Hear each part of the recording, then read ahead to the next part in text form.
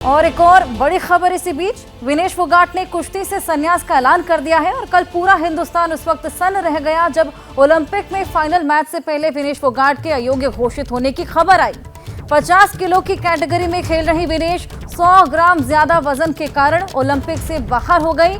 अब बड़ी खबर यह कि विनेश फोगाट ने CAS में अपील की है, सिल्वर मेडल देने की भी मांग की है और court of arbitration for sports आज इस पूरे मामले को लेकर फैसला सुनाने वाला है। और अब आगे देखना होगा कि इस फैसले में क्या कुछ निकलकर सामने आता है। CAS में अपील की गई है कि एटलीस्ट सिल्वर मेडल उन्हें मिले। 100 ग्राम उनका बढ़ गया था जिसके चलते मेडल उनके हाथ से निकल गया। GS विवेक हमारे साथ लगातार बने हुए हैं। विवेक, CAS में अपील की गई है, सिल्वर मेडल देने की मांग की गई है और आज court of arbitration for sports इस पूरे मामले को लेकर फैसला भी सुनाने वाला है। जी हाँ, बिल्कुल। और एक बात जरूर ध्यान रखिएगा कि court of arbitration for sport जो होता है वो बिल्कुल एक लीगल कोर्ट की तरह होता है और वो स्पोर्ट हाईएस्ट फोरम है। जैसे आप जितने भी दुनिया भर के जितने भी वो स्पोर्ट्स के जो फाइट्स होती है, डिस्प्यूट्स होते हैं, उसको वो करते हैं और वहाँ पर सारे लीगल तरीके से काम होता है। तो लीगली जो है इस पूरे मामले को लिया जाएगा। बल्कि अपील जो है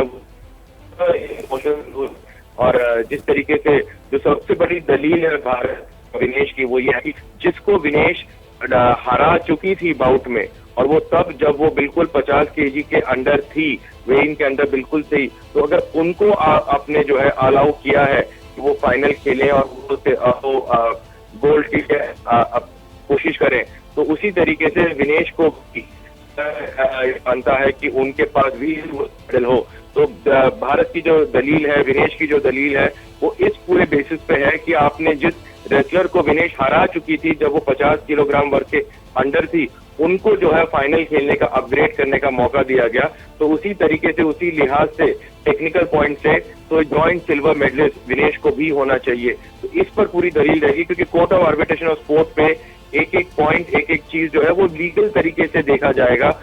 बिल्कुल भी ये नहीं देखा जाएगा कि क्या ये फैसला जो CAS जो टेक्निकल कमेटी ने लिया है ओलंपिक्स के, क्या वो सही है या नहीं है, क्या वो नियम के अधीन है या नहीं है।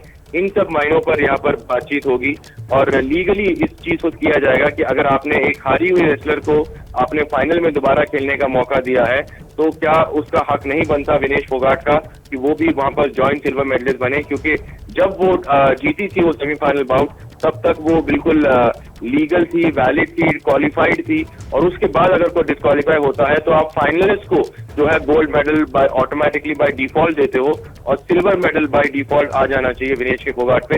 तो इन सब बातों के ऊपर उनकी दलीलें रखी जाएगी। और दूसरी तरफ अगर यूनाइटेड वर्ल्ड रेसलिंग की बात करें तो वो अपनी दलील रखेंगे कि क्यों ये स्पोर्ट के खिलाफ, जो स्पोर्ट के जो रूल्स हैं उसके तहत से उनका ये जो फैसला है जिस तरीके से उन्होंने लिया है वो चाहे सही है। तो ये 2 मायनों में पूरा फैसला लिया जाएगा। वहां पर 5 या 6 अलग अलग देशों के जो है लोग बैठे होंगे, लीगल तरीके से इस पूरी चीज को देखा जाएगा और फिर ये देखना है कि विनेश के दलीलों में और भारत की तरफ से जो बात रखी गई है उसमें कितना दम बचा है और उसको वो मानते हैं या नहीं।